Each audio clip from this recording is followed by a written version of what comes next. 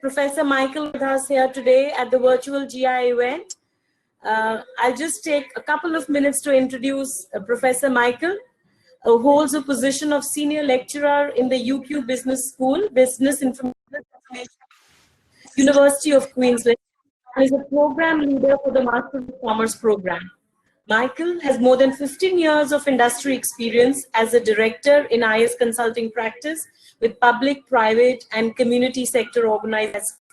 Professor Micheal's masterclass today will provide context of evidence-based decision-making and the key complementary technical skills such as descriptive statistics, business analysis, and prediction. Discussion today context of Masters of Commerce program in Queensland. So without much ado, Professor Micheal. Over to you, Professor Micheal. The audience, please feel free to put in your questions in the chat, and Professor Micheal will take them up during the course or towards the end of the session. Okay?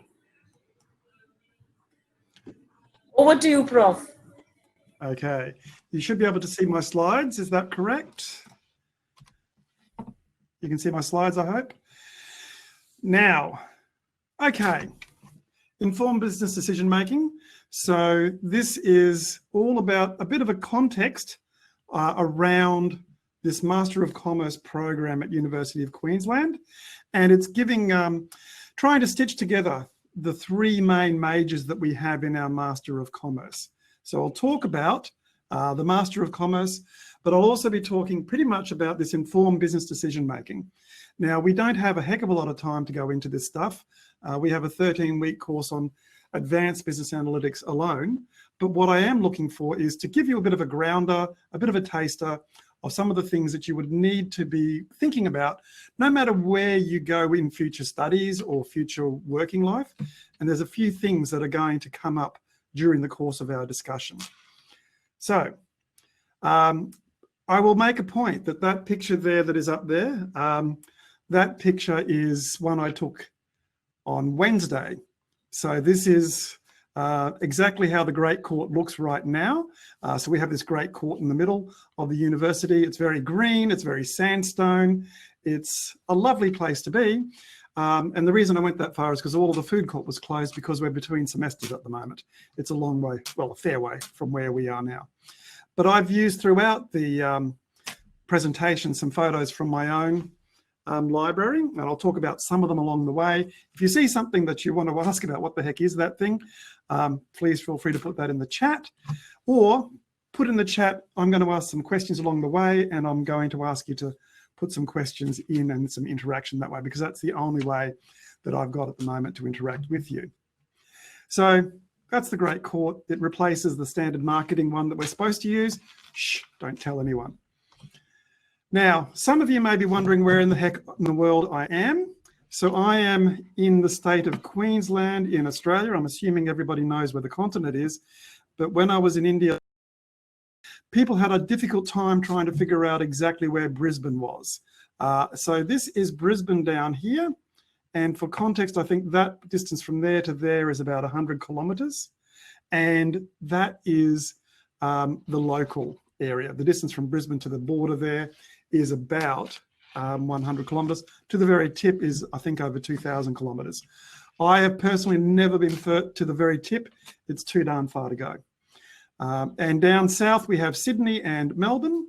And I was literally having a conversation with two colleagues at the University of New South Wales and the Deakin University. I was in a t-shirt. My colleague in Sydney was wearing a cardigan, and my colleague in Melbourne was wearing a puffer vest, jumper, and a beanie. So that kind of sums up where we are all sitting. It is the middle of winter right now, and I'm feeling a bit hot in my jacket, to be honest. Brisbane. So this is actually real live, not Photoshop. That's the city of Brisbane, and it's very bright and pretty and picturesque. So yeah, that's Brisbane. We do some good things here, including the campus. So this is the campus of the University of Queensland. So what I'm looking for here is around this loop, that is all of the campus. There's tennis courts way up there. they play cricket, they play rugby down over there, they play track and field there, and they play hockey over there. So it's all over the place. There's a lot of sporting equipment. Over in the background, you might be able to see a little round thing over the top there. I'm not sure if you can see my pointer. It looks like you can. So over there, that is my, that's the Gabba, where they play AFL and cricket. So it's, I believe cricket's rather popular in India. I'm not sure. So that's where they play the cricket. I think I went there to see Australia get beaten by India once. So that's the Gabba, that's the bridge. That's the context of where we are. I'm in the business school, which is way over the other side, down over there somewhere. It's the business school. So that's a bit of context. I'm in Brisbane, I'm in Australia. This is the University of Queensland, and we have what, to be honest, looks a bit more green in the picture than it actually is in real life at the moment, because we're always in a drought. So St. Lucia campus, that's the St. Lucia campus here. These are the professionally taken photos. So that's a sandstone building in the Great Court, which is a big feature in the middle of the university. We have the UQ Lakes, which is where people catch the buses. They've cleverly taken the photo to keep the buses out of it. People doing study hard at work, I think in the Biosciences Library, and our pièce de résistance, the Forgan Smith building. No one in Queensland remembers who Forgan Smith is, but they do know what the Forgan Smith building is. It's a very popular university. Now, about me, well, I had an introduction here. So there's a photo of me, a terrible photo of me wearing this jacket. Yes, I'm a senior lecturer. I come from the business information systems area. So I am really interested in the way people, process, and technology work together. That's what information systems is about. People, the process, the technology. This is not a technical degree in terms of programming or developing software or anything along those lines. What it is about, information systems, is here's a piece of technology. How do the characteristics of people using that technology work with it? And how do they work with it? What's the process they follow? So people, process, technology is what information systems is.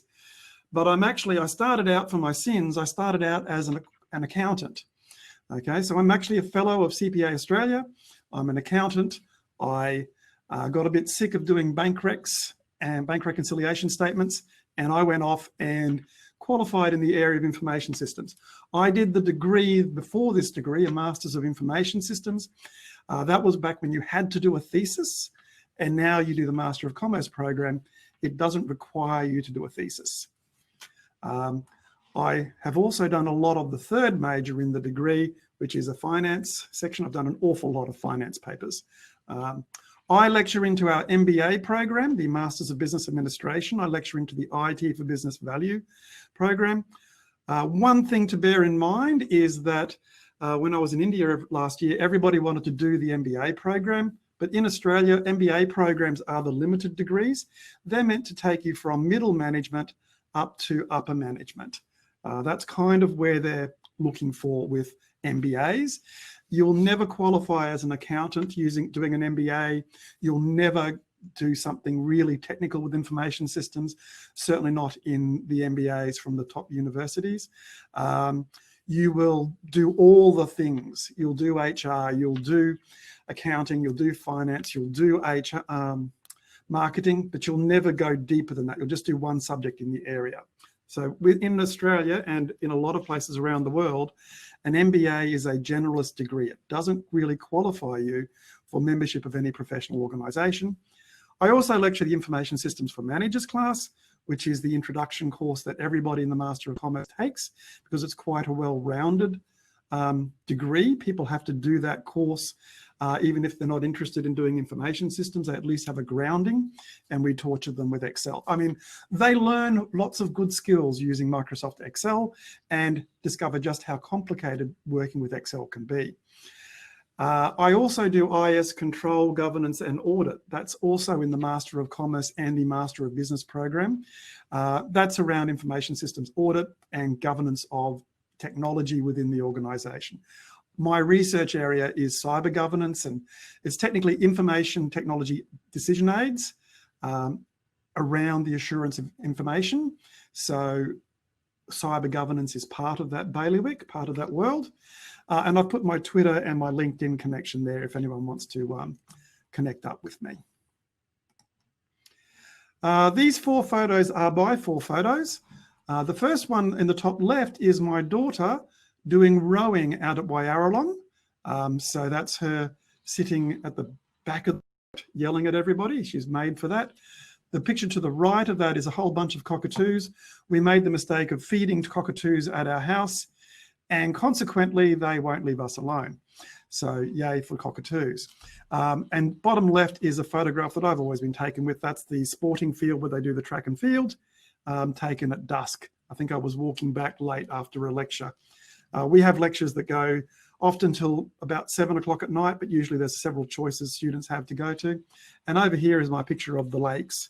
So the lakes are the University of Queensland centrepiece, and that's where people who catch the bus come in, and they tend to walk past that every day. They take photos of it every day too and put it on Twitter, which is a bit remarkable because it always looks exactly the same. So those 4 photos are my photos.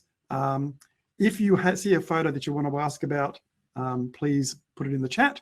I'd be glad if you did that because it will give me a chance to speak about my photos. But otherwise, I'll just continue on with the lecture as a main. Now, the focus of the presentation. This Master of Commerce degree, this world we're in, it's all about technical skills. How do I take data, analyze it, turn it into something that businesses can use? We talk about evidence-based decision-making. Now, I do this in the MBA. We talk about evidence-based decision-making, and I get the MBAs to get an Excel spreadsheet, grab some data sources from their business because they've all got jobs. They have to have at least 4 years of experience. And they grab data, and they also grab data from the outside world, from out in the real world, from a website somewhere that relates to their own data, and they do a data visualization around that. And that's just a taster, really, because they don't do anything much more than that with it. It's just to give them an eye-opener to what they can do with this data. So for me, this role of finance, accounting, and information systems is a key part of business. This is the technical degree. This is the one where you'll be calculating out risk factors for stocks, where you'll be presenting information according to accounting and auditing standards. So you'll be quite technical around how is this being presented? Is it standardized? Is it going across to other parts of the world so that they can understand it? And information systems is part of all of that. And this idea that accounting can be done on its own, or finance is done on its own, or even that information systems is done on its own. Those 3 things can definitely be done on their own. But speaking as someone who's a qualified accountant, you need the technical IT skills to be able to grab data and turn it into something that's meaningful. And I've got a couple of cases that I want to discuss along the way with you about that. I also want to touch on cyber governance in our discussion and the theory of technology dominance, which is what I did my PhD in.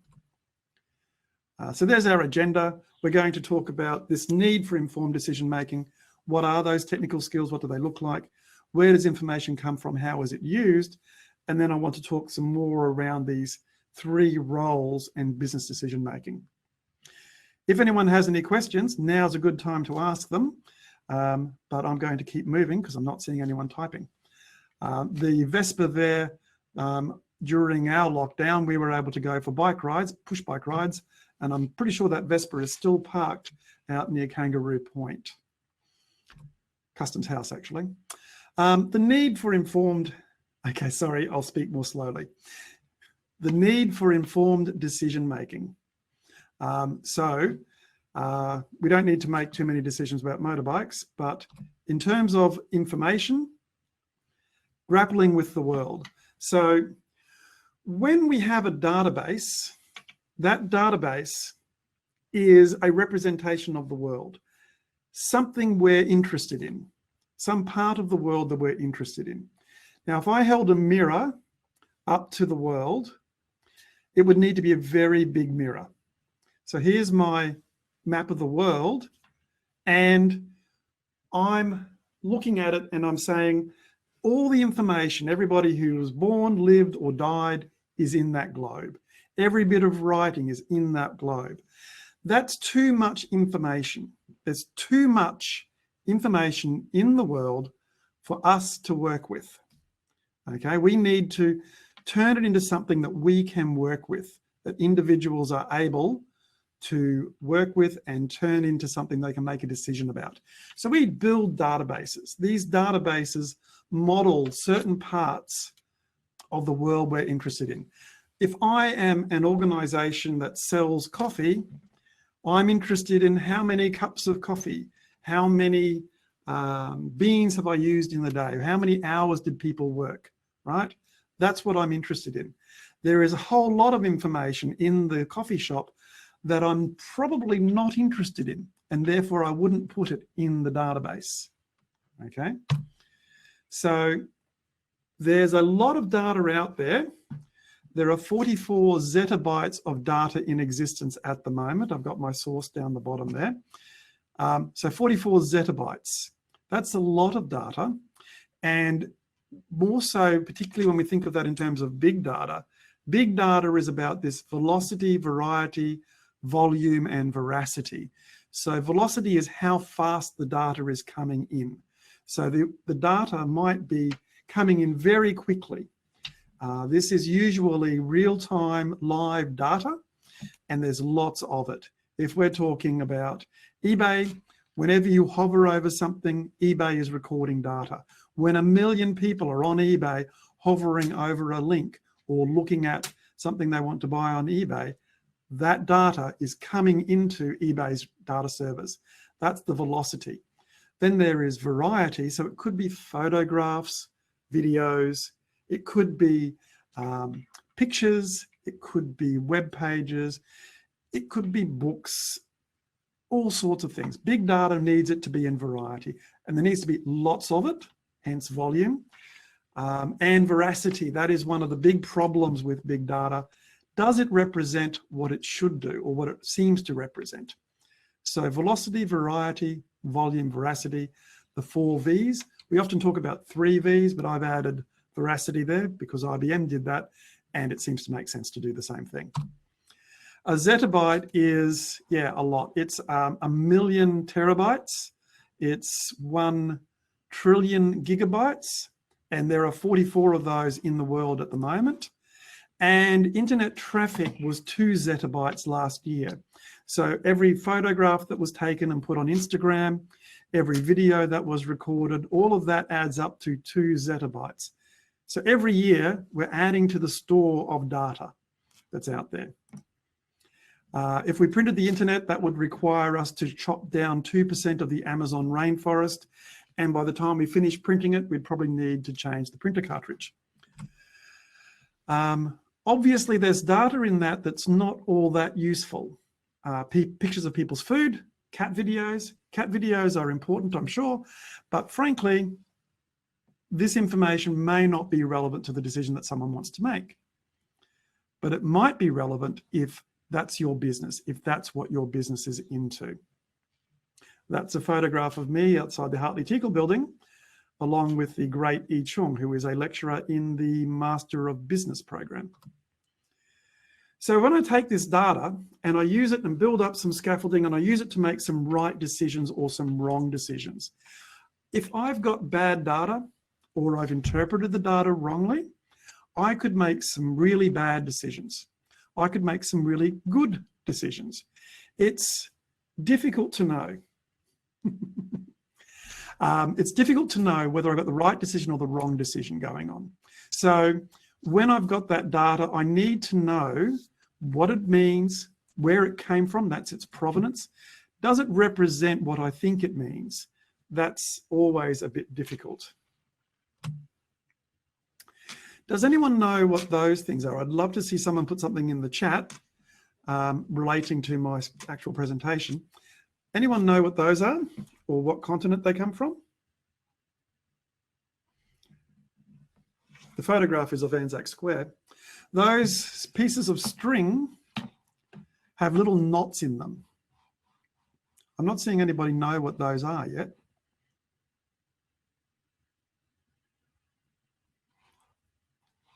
Those represent tax returns, right? So here in Australia, we put our taxes into mygov.au,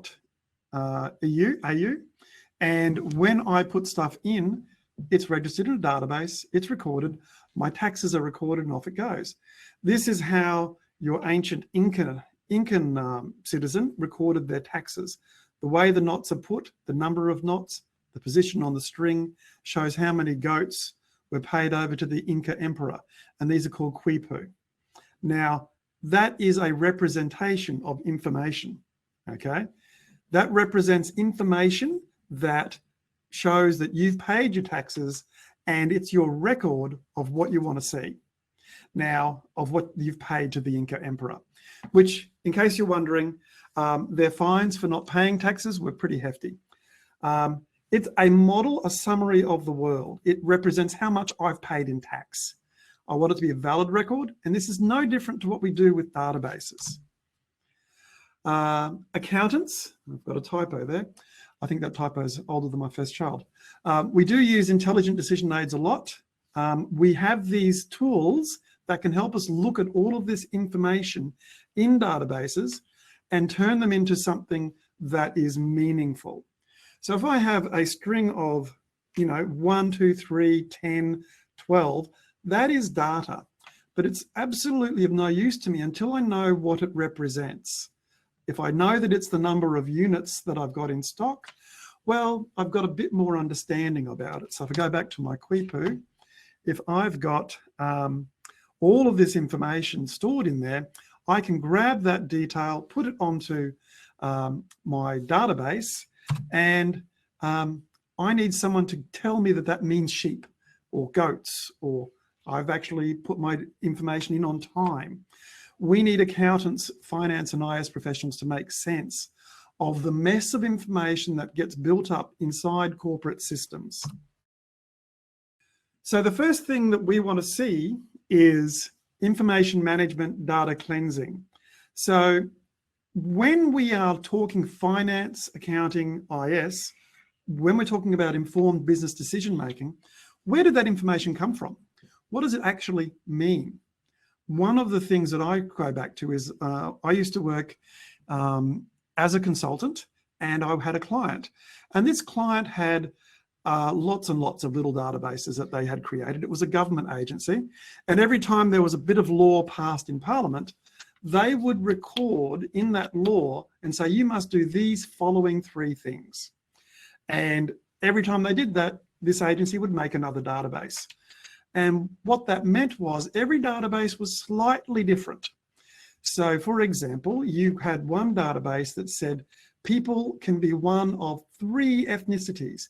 It doesn't matter what in the world you were, whether you were Indian, Australian, whether you're from the UK or China or Singapore, all of that wonderful, wonderful melting pot of the world, you could be 3 things in that database because that's all it was interested in. That database was built to record information about you if you were Aboriginal, so an Indigenous Australian, or Torres Strait Islander, who are Indigenous up towards the top of the state here. And then the third type you could be was other. So everybody in that database was one of 3 kinds. They were Australian Aboriginal, Torres Strait Islander, or other. In another database, they were very much interested in finer grained data. So there were like 24 different types of ethnicities and cultural backgrounds you could be on that database and have yourself recorded in it. So you could be, yes, Aboriginal and Torres Strait Islander, but you could come from any sort of ethnic background, and they could add new ethnic backgrounds. That's fine. That database was focused on doing what it did. But what the problem was is when they combined that information and tried to get a picture of what was happening in the state with different people, if you try and do that with that data, it doesn't mean what you thought it meant. So you need to understand the information. You need to clean it up, to convert it, to map it to different types of information. We need to design the data so that it's meaningful. So we talk a lot about data design in some courses. We talk about modeling data, creating the data so that we can query it. And we report it and relate it meaningfully to business. So we need to create this data, put it into a form that people can understand, can read, can interpret. And that could be, yes, putting it in a report, putting it in a spiral bound, lovely report like this one. So you could put that information into that. You do need to relate it meaningfully to business, which means particularly that you're wanting to see that information to something that's relative to the business. So for example, if I think of my very first engagement with consulting, it was a car dealership. And car dealerships, they do things like measure how many people walk onto the lot every day. So you might walk onto the lot, look at a car and walk off. That's recorded. You might speak to a sales rep. That also is recorded.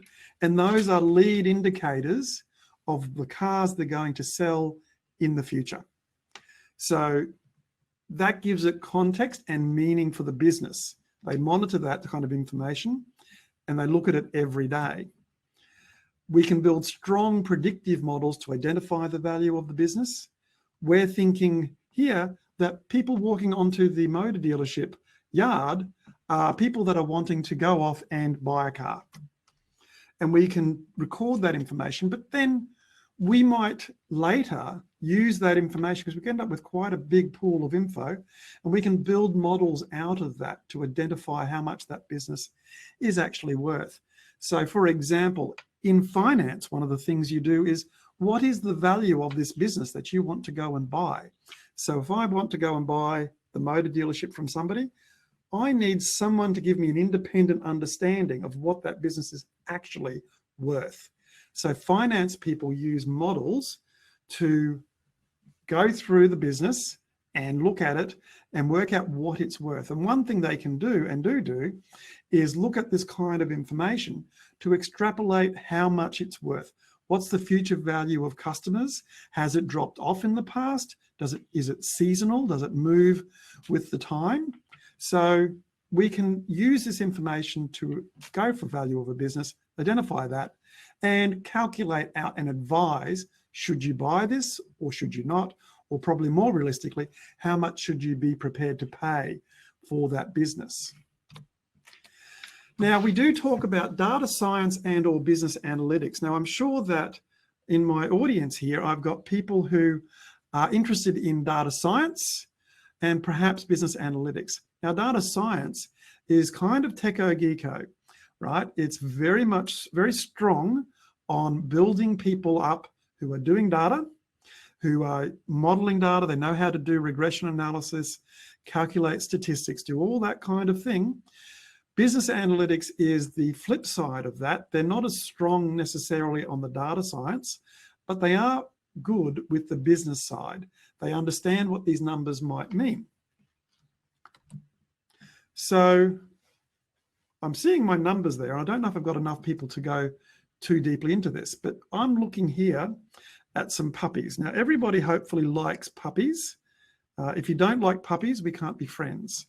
Now, the dog on the right is my own dog, Snoopy, but here in the middle is RSPCA.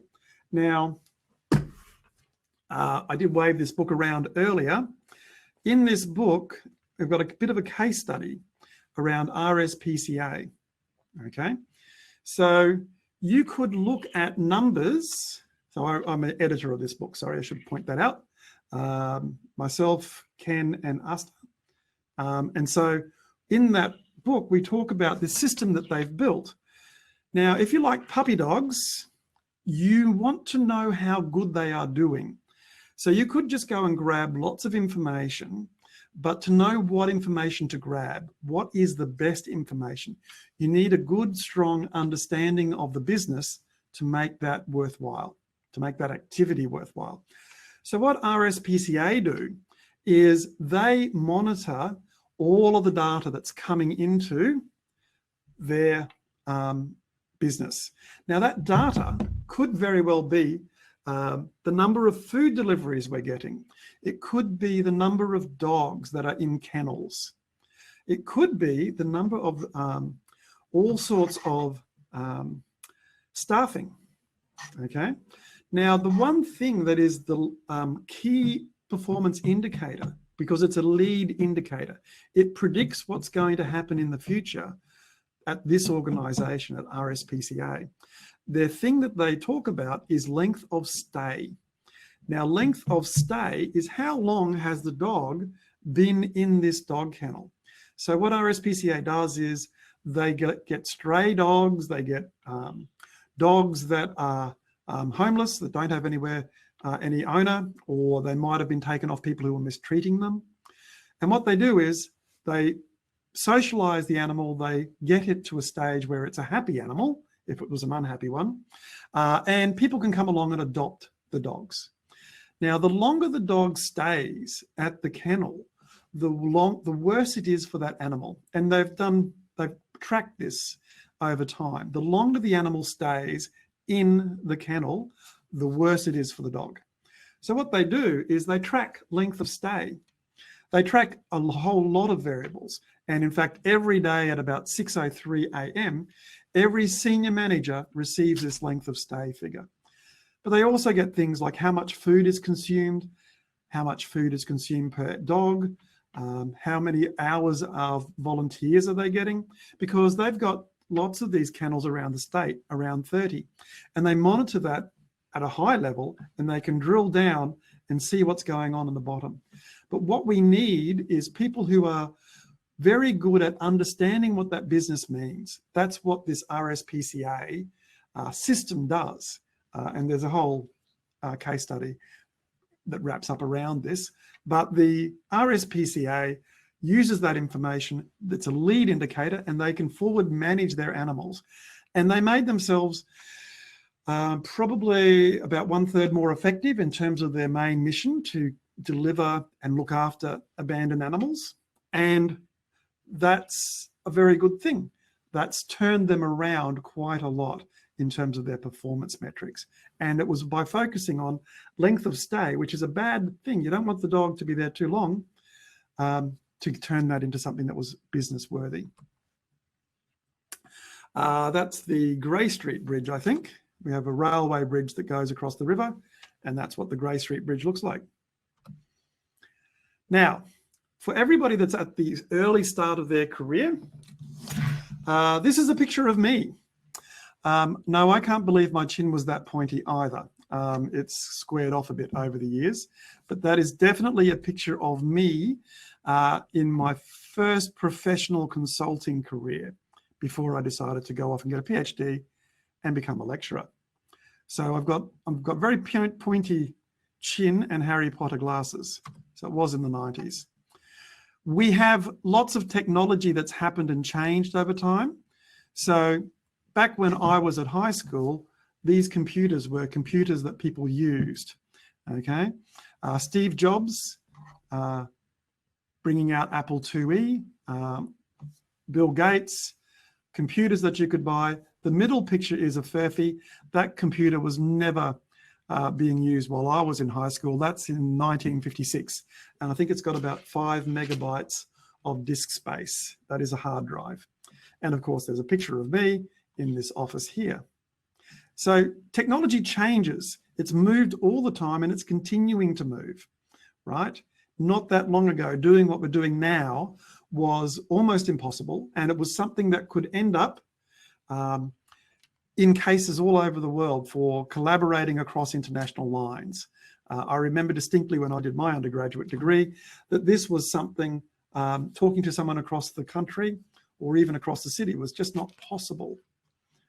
So technology continues to change, and what we need to do is understand what those changes in technology mean for our future careers and for businesses.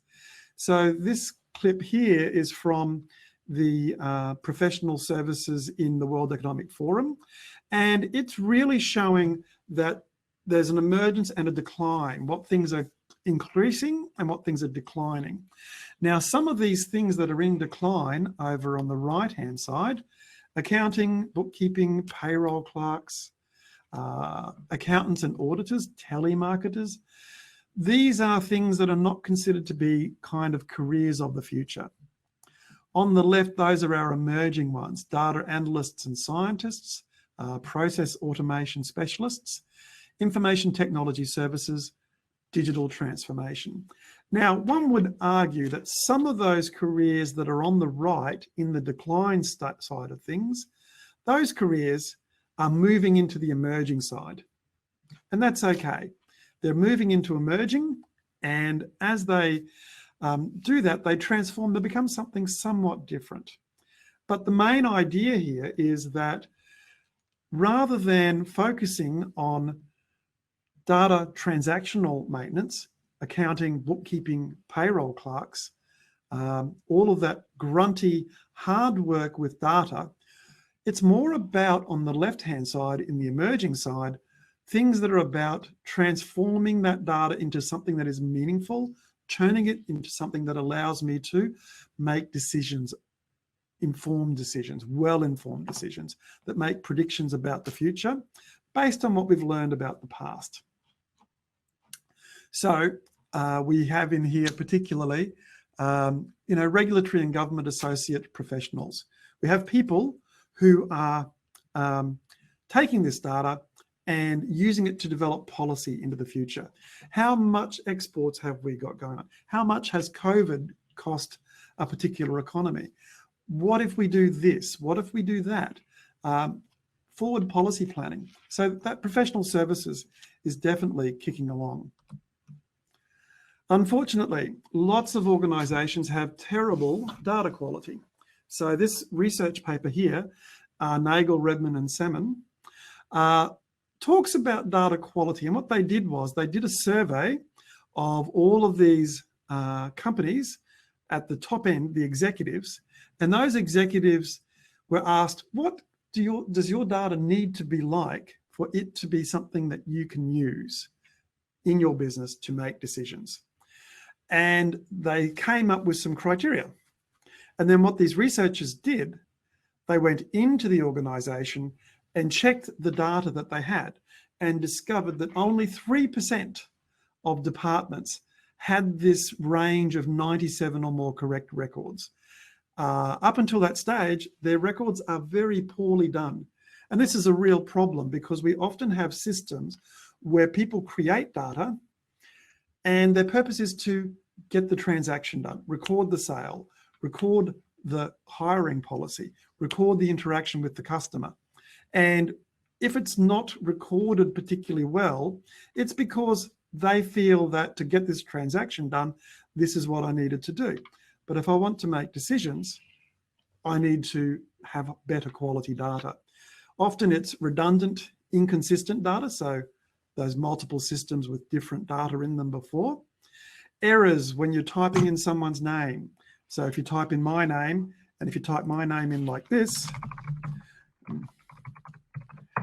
you would be wrong. And then if you went searching for me, you will never find me in that database. Data input errors, improperly formatted data, using the wrong analysis. I did an exercise with my MBA students. We had 28 years of data. And that 28 years of data sounds excellent until you realize that it's completely inconsistent. It doesn't represent what you think it means. So that becomes really difficult for someone to turn that into something that's meaningful. There's some emerging jobs there as well from the World Economic Forum. This is the update from 2020.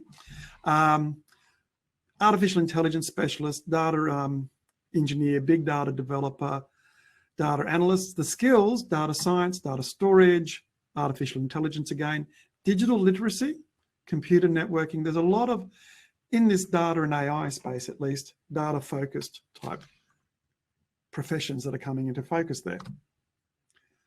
In the background there is what used to be the undergraduate library is now the social science humanities. There's a great coffee shop in there. I have a feeling I don't have enough people to ask for a chat, but does anyone think of a time where they had data that was incorrect and it had a business impact?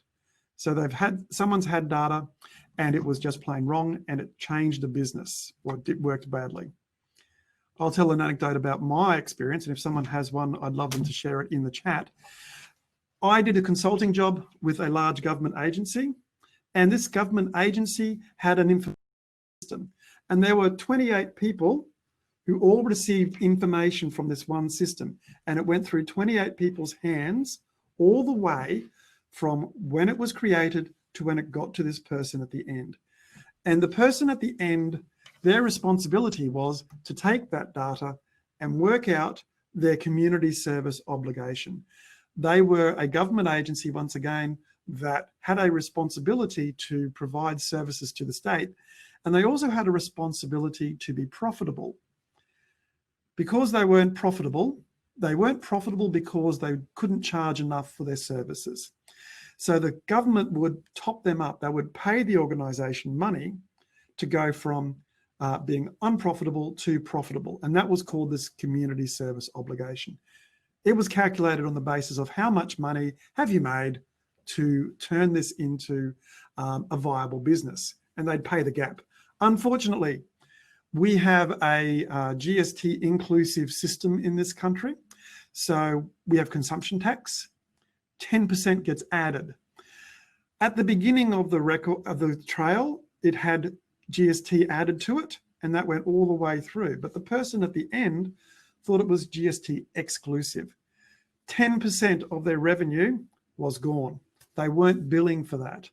And they lost over several years, millions and millions of dollars.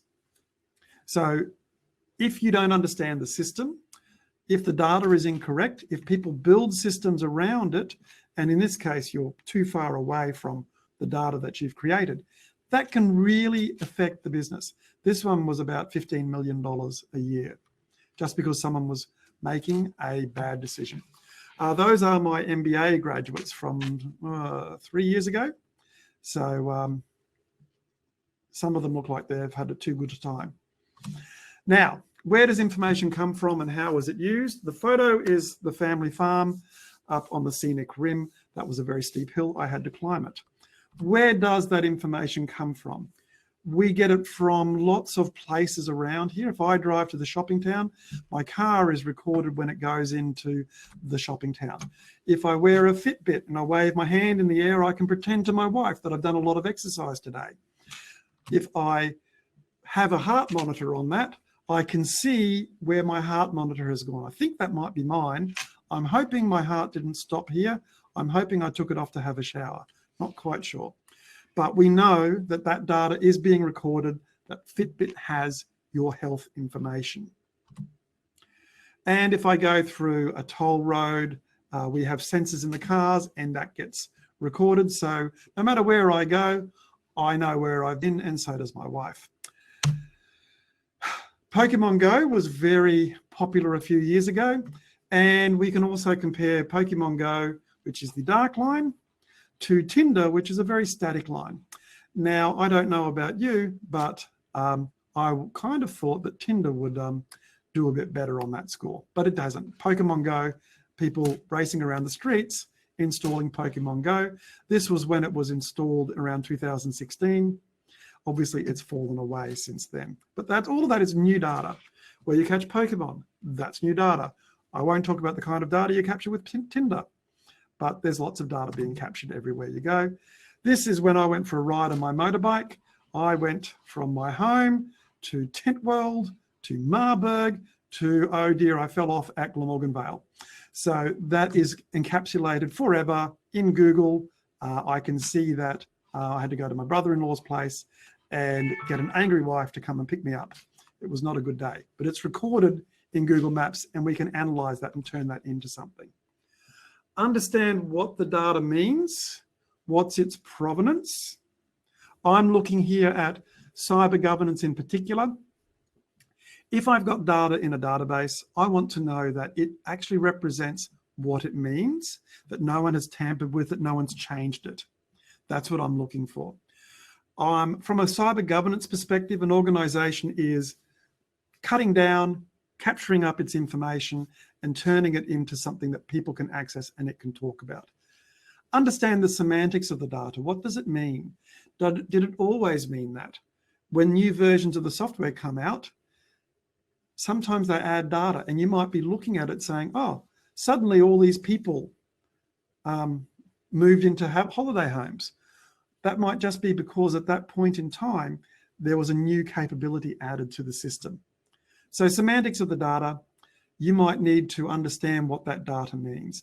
My client or my guest speaker who had 28 years of data, they were doing marketing campaign data and they changed what all of their data meant. So they had a campaign and a campaign changed meaning between 1 year and the next. So they couldn't compare year to year what these campaigns mean. You need to transform data, format, extract, and convert the data to something people can use. You may have to live with dirty data. You're never going to get perfect data, but just so long as you know that, that's important with informed decision making. We have wrangling and analysis. So we have to clean up the data, and this diagram is deliberately drawn very messily. So when we think about all of that information that business professionals use to make decisions, it starts out very messy. It needs to be cleaned up. And here we diagnose, we transform it, we change it. We load it up, take a look at it, discover it's wrong, have to go back and get more information. And then we have to automate that whole process. It's very messy. And it's really disturbing when people take it, the first cut of data and bring it across, and it just doesn't mean what they think it means, or it's just completely wrong. You need to clean the data, you need to merge it, understand what it does, what it supports, what it doesn't support. I, in my PhD, talked about technology. Now, I touched on cyber governance. Cyber governance is keeping the data safe. Dominated by technology is all about the boxes and arrows you see on the screen there, which is part of the way along my thesis. This is what that all comes down to. People tend to put too much reliance on a computer system. So if they get a nice report that looks like this report is beautiful, it's pretty, and people believe it. Even if it's really, really wrong, it looks the goods, it's got what it needs, it's got a nice binder, a shiny cover, it must be accurate. And of course, that's not always the case. But people tend to, particularly if they don't know what they're talking about, rely on this report because they don't see the problems in it. All right. So you would have seen yourself when people use technology, use an information, they get out of the system and they say, well, you know, it's negative 100 degrees outside today. Clearly it's not, unless you're living in Siberia, but even Siberia is not Siberia anymore. So clearly it's not accurate. They've relied on the technology. And over time, if you do that too often, you lose an ability to understand that. I know I went to a foreign city, completely lost the ability to read maps because I was so used to having Google Maps tell me where to go. And suddenly I had to rely on a paper map. It didn't work anymore. So I did my thesis, and that's what that came out of my thesis. Probably very boring for you, but the main thing is people will tend to do whatever the computer tells them to unless they have a good reason to not believe what the computer is saying. So people will get dominated by the technology and they will get dominated by the output, the information it gives them, which could lead to some terrible decisions being made if you just do what the system tells you to do. In terms of all of these skills, I am conscious of the fact that the Master of Commerce in India is not necessarily a highly regarded degree. I'm not sure. You might be able to convince me otherwise. But in Australia, it's certainly a strong technical business degree. The MBA in Australia is not a technical business degree. It's the Master of Commerce type degree that is a technical business degree. In our program, you can do accounting, finance, or business information systems. You could do any one of those on its own and do a deep dive, doing all of the available courses. You might pick up some electives. So when you do information systems, a load of people go off and they go to our IT course to do some really strong technical IT. We don't necessarily do really technical programming or really technical data mining. It's the business, the process, the technology, the people that matters to us. Accounting, you can do accounting deep and become qualified to do accounting. You can do finance. You can do business information systems. One of the things with our degree is you can mix and match it. So you can do different majors together. You can do accounting and you can do finance, do accounting and business information systems. I think that's a really powerful combination because everything we do in the Master of Commerce is about making decisions, and everything we're doing in those different majors is going to touch on how information systems work, but also you're going to want accountants who know how to work with information systems. We do have a research thesis option, but that is not something that is taken up by a lot of people, but the ones that do are usually very remarkable. I've got some information there around accounting, but effectively we look at professional accounting, finance skilled people, it's management accounting, financial accounting, auditing. CPA Australia, ACCA, CANS, the big accounting bodies all accredit, in our case, the accounting degree, so they actually certify the degree. So we have to deliver what they tell us to do there, which is good because it puts a whole strong component to that. The picture is of the Jack Pesh bicycle bridge. Here the picture is a bus that's not being used. The finance field is all around investment banking. We have a subject that does a trading game where you actually go in with your portfolio and you invest in stocks and shares, and you get information back that tells you how well your investment decisions have performed, how well you work as a team, and we even have competitions that people can go on and compete against other universities in this trading game. The professional main body that we talk about there, Australian Financial Markets Association. Information systems. Now, I told you at the beginning that I'm an accountant and an information systems person. We have in information systems the Australian Computer Society. That's the main accrediting body for our degree, and we're going through a review at the moment. We talk here, again, it is not necessarily about techo, geeko type stuff. You've got room in the degree to go pick up some electives in the technical areas, or you might pick up a language or a psychology option. You might go deep on information systems and not do any accounting and finance beyond the introductory courses that you have to do to get the degree. That's okay. I do like having them mixed and matched together because they do work well together. Particularly information systems is a complementary major. It works well. There's no profession that doesn't need some of this design, data design skill, business analytics, strategic decision-making. We also talk about IS audit and cybersecurity in our degrees. So it's a major that works well with other majors. It is a difficult job to necessarily get a job straight away out of that degree. If you did just this major, it works best if you're an accountant who is good with information systems. If you're finance and you're good with information systems.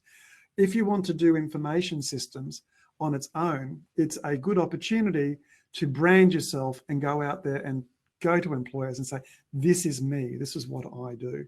I had an email today from a student who didn't have a good time during COVID. Hopefully we continue to talk about it in the past tense.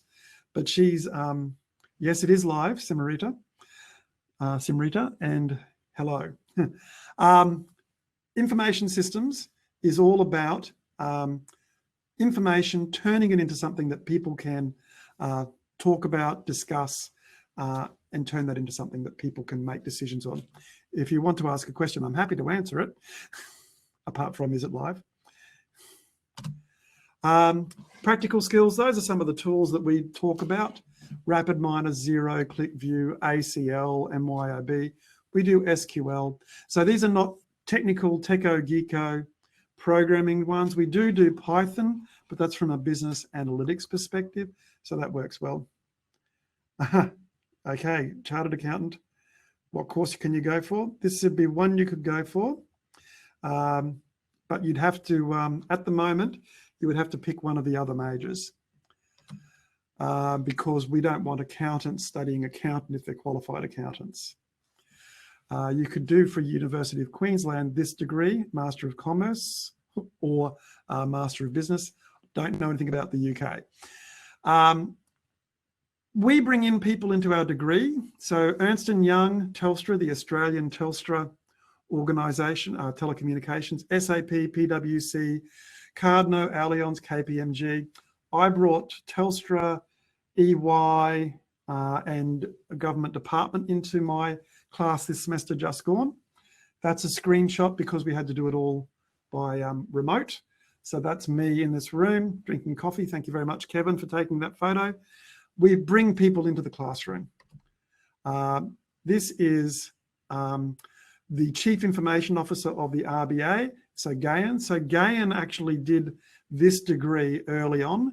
The Reserve Bank of Australia is our Federal Reserve Bank, and Gayan is the Chief Information Officer. There are students that had to go in a competition to do some work with them to come along to this session.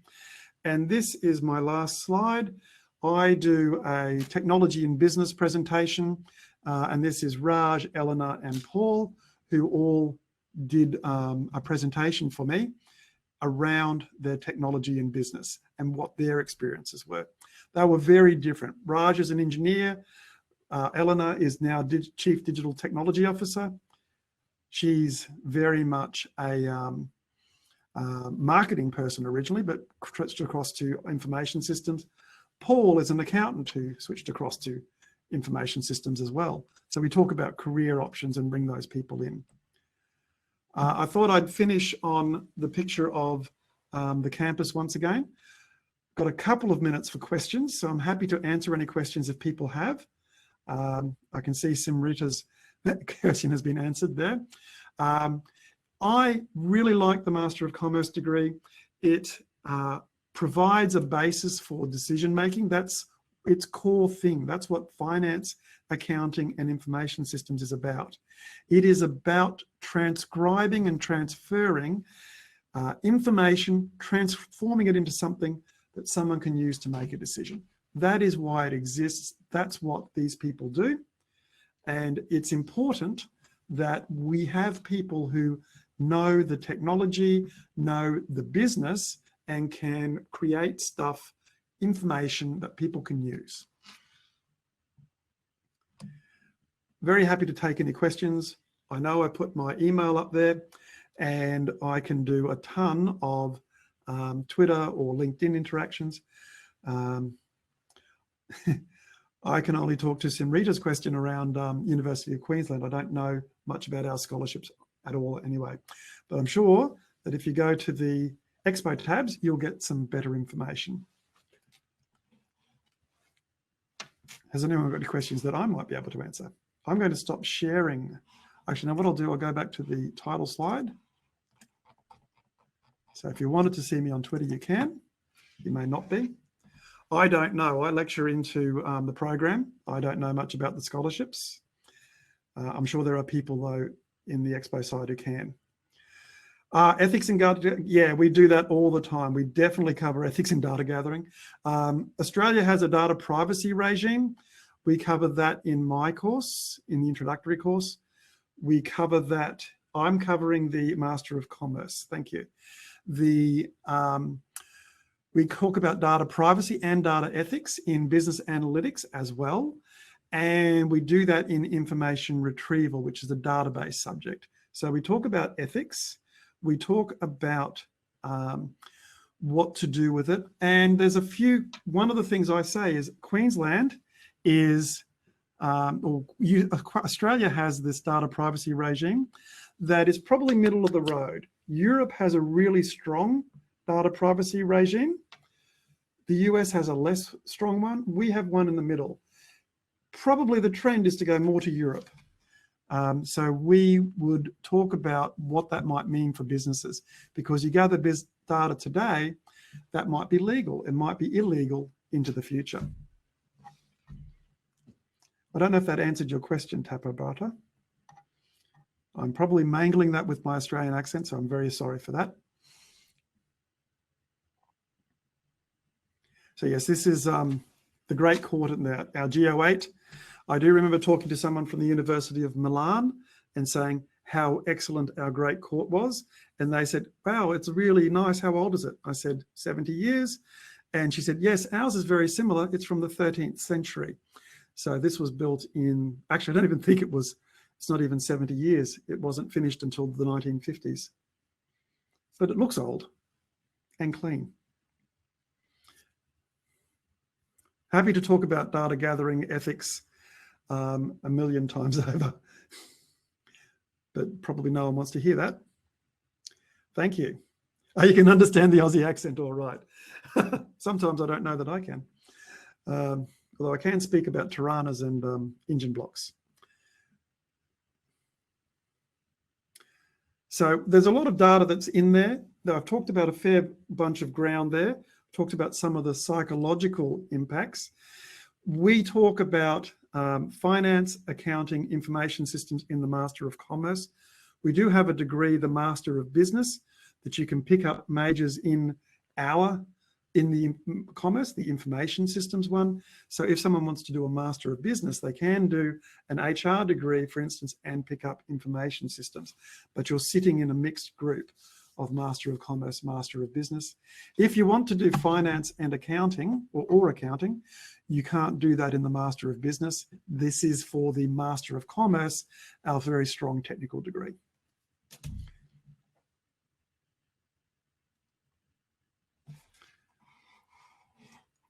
So I'm going to stop sharing that screen. My Twitter is there. My email is there.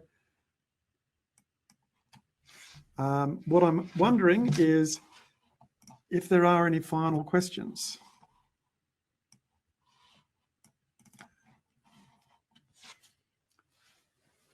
I'm hoping that addressed what people were looking for. Happy to speak with anyone electronically. It looks like I'm getting the wind up.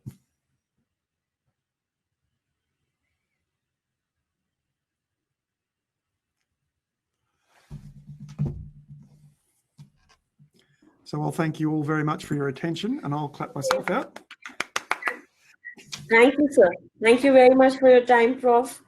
And No I think if we have questions coming in through us, we will send them over to you. And thank you, Janardhan. I believe Janardhan is also here. So thank you for answering questions at the back end. So see you soon and hope we meet. And thank you to the audience as well. Thank you. Okay.